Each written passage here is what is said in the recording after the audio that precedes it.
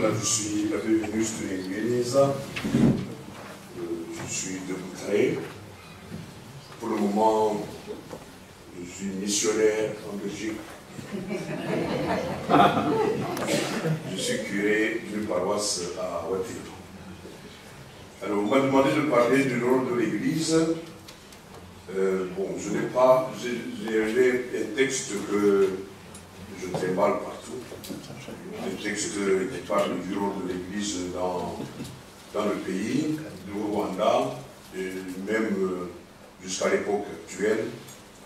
Mais je vais me limiter parce que j'ai compris qu'il faut se limiter plutôt à ce qui concerne les années 50. Non? Si c'est 10 minutes, on va donner 10 minutes comme pour le sermon.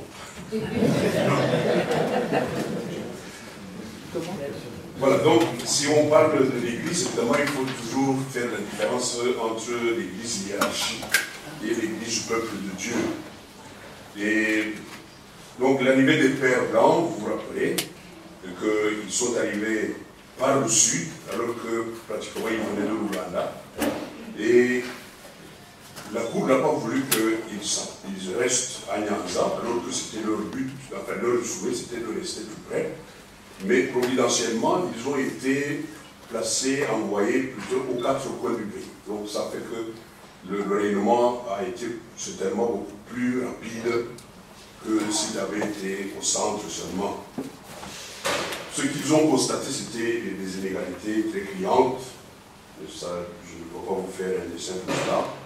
Il y avait, dans ce pays, il n'y avait pas de possibilité d'expression, de la liberté d'expression. Vous savez, quand on dit Kougoma, il suffisait d'être en désaccord avec le chef et on disait tout de suite c'est Kougoma. C'était pratiquement un crime de trahison. Et il y avait le système de Ougouaké. Là aussi, je ne vais pas m'y étendre.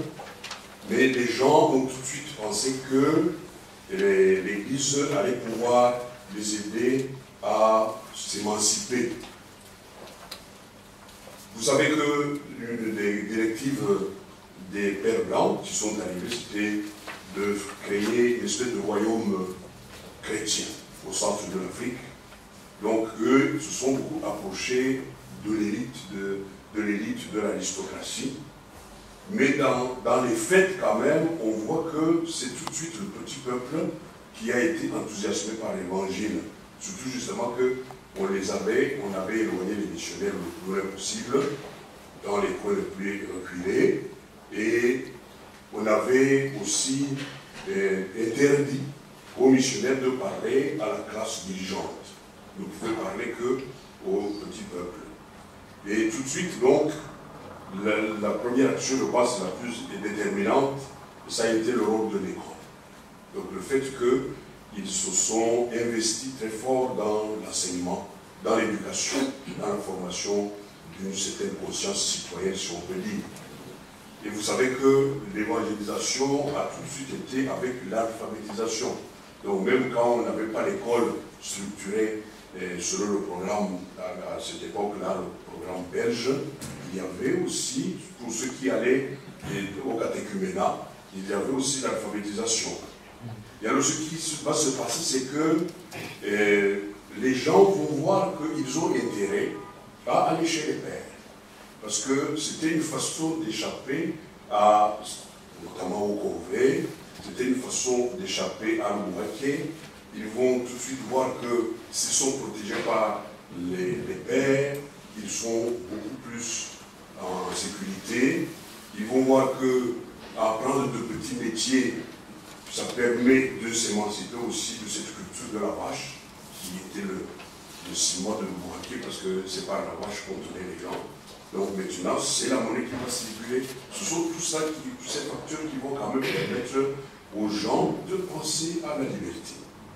Alors, des faits étonnants, donc dans les écoles qu'on va créer, même les congrégations d'ailleurs qu'on va créer, les congrégations des bénédictines qui commencent en 1917, c'était pour l'éducation des femmes tutsis. Les frères, ce sera la même chose. Mais le grand séminaire va rester pour et c'était ouvert à tout le monde.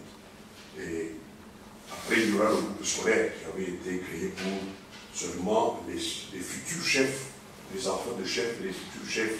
Mais le grand séminaire va permettre notamment le développement d'une certaine élite Hutu, dont les premiers qui vont justement faire la révolution, entre autres Berwa et Kayibanda. Alors ce que on peut souligner aussi, c'est que les premiers prêtres, les tout premiers sont des Hutus. À une époque où le prêtre était supérieur au chef. Donc ce sont des choses quand même qui vont favoriser une certaine prise de conscience. Donc il y a le rôle de l'école. Ce qu'on peut dire aussi, c'est le rôle de la presse, avec Kinyamateka, notamment Kinyamateka, je suis voir mes papiers. Donc il y a le rôle de la presse avec Kinyamateka, mais il faut savoir qu'il y avait aussi d'autres publications, les Temps Nouveaux d'Afrique à Bujumbura, la presse africaine à Bukavu, le Courrier d'Afrique à Léopoldville. Alors les anciens séminaristes avaient qui s'appelait la MI, et les anciens du groupe scolaire avaient la revue Servir. Oui, donc tout ça, ça va quand même permettre aux gens de parler. Et ce sera aussi pour l'éducation justement du peuple. Alors pour l'anecdote, je ne sais pas si vous savez que le Dahiwa le roi, à un certain moment faisait partie du conseil d'administration de Kinyamateka. Et Kayibanda lui-même va travailler à Kinyamateka. Contrairement à ce qu'une certaine presse dit, il n'a jamais été secrétaire de Pérodin. Mais il a été quand même dans l'environnement. Alors, c'est bien de parler évidemment du rôle de Kabrahi et de l'évêque Pérodin. C'est un rôle qu'on exagère quelquefois, mais c'est quelqu'un quand même qui a senti le besoin de parler. Et vous savez qu'il a écrit un livre. Sur la photo, on a coupé la main de Lugilunga, mais c'est la même photo, n'est-ce pas? Oui. Donc il a écrit un livre. Alors il n'a pas travaillé seul, évidemment, parce que les deux évêques qui étaient en place à ce moment-là, dans ces années-là, ont écrit des lettres pastorales. Et c'est par les lettres pastorales aussi que, justement, le message est passé. Alors je me suis permis d'essayer de les condenser. C'est une édition en quelques exemplaires, donc il n'y en a plus. Mais c'est donc les lettres pastorales de cette époque, de 56 à 62. Oui. Donc, alors on parle beaucoup de Pérodin, mais justement en faisant mes recherches, je suis tombé sur un article de Lillois une année avant. Donc vous avez l'année 58, c'était l'année de l'exposition universelle, et qui a permis aussi d'ouvrir les yeux, parce que c'était la première fois que l'humour arrivait à l'étranger, pouvait parler avec d'autres personnes qui prenaient de plusieurs horizons et qui parlaient, à cette époque, c'était le vent des indépendances. Donc là, ils ont compris qu'il y a tout un mouvement qui se mettait en branle avec la fameuse conférence de Bandung en 1955. Alors, Monseigneur Pérodin était invité à cette exposition. Et alors, il a fait quelque chose de formidable parce qu'il est passé dans toutes les paroisses. Et après la messe, il demandait aux chefs et sous-chefs de venir le trouver. Il a parlé des réformes qu'il fallait faire. Alors, avant de prendre l'avion, il a mis par écrit son texte qui est parlé dans le Kinyamateka. Et c'est dans ce texte, moi je trouve que c'est. On parle beaucoup de Pérodin, mais c'est peut-être lui-même qui a allumé la mèche. À part qu'après, il s'est tué. Donc, il n'a plus parlé. Mais voilà donc Monseigneur Pérodin qui est suisse. Je pense qu'il faut le dire, hein, avec la neutralité, le sens de la neutralité qu'ils ont. Il n'était pas belge, donc il ne pouvait pas être dans de la tutelle, il n'était ni rwandais, ni tutsi, donc il pouvait parler librement. Et cette époque, c'est une époque qui a favorisé aussi la prise de parole, parce que dans les grands séminaires, à un certain moment, on ne pouvait pas parler des droits de l'homme. Parce qu'avec la Révolution française, il y avait eu une rupture avec l'Église, donc l'Église ne permettait pas de parler des droits de l'homme. Tandis que donc, dans les années 50, on commence à parler. Et c'est Monseigneur Pérodin qui était lecteur à Yankimanda, qui a introduit justement sur le programme le cours de doctrine sociale. Et comme ça qu'il a continué aussi dans le même sens. Une autre chose que je dirais, c'est que ce que Péronnet a écrit, avec même Bignonami, c'était, d'abord, il y avait des textes qui venaient d'abord de la conférence donc, des évêques du Congo, Burundi, Rwanda. Et puis, le Burundi et le Rwanda avaient la même association des évêques. Donc là aussi, les mêmes textes étaient, disons, beaucoup réfléchis. Et il y a même une consultation qu'on a faite indirectement pour tous les prêtres. Donc ce n'était pas un Péronnet seulement, c'est quand même aussi dans ce mouvement qu'on a pu avoir des messages qui sont ces messages qui parlent de la justice, qui parlent de la paix, qui parlent évidemment de la vérité, parce que ce sont les trois piliers pour la paix sociale. J'ai parlé de la presse, et donc je vais conclure parce qu'il y a juste une citation de Monseigneur Péronnet dans son livre.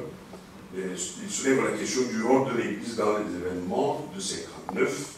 Il reconnaît un rôle à l'Église catholique, mais en précisant que ce fut un rôle indirect par la presse et par les lettres pastorales. Alors la citation est celle-ci. J'ai déjà exprimé mon opinion sur le rôle de l'Église face à l'éclatement de la révolution rwandaise. J'ai écrit que son rôle me paraissait réel mais indirect et qu'il fut surtout un rôle d'éducation par la presse en particulier et les lettres épiscopales, directives pour les prêtres, les religieux, les religieuses, les mises en garde aussi par rapport aux partis politiques. Voilà, c'est donc, si je peux me résumer, c'est retenir l'école et la presse qui ont permis justement de créer cette conscience et de penser au petit peuple surtout qui a pu alors trouver un lieu de la parole, un lieu où il pouvait rêver un peu de l'émancipation.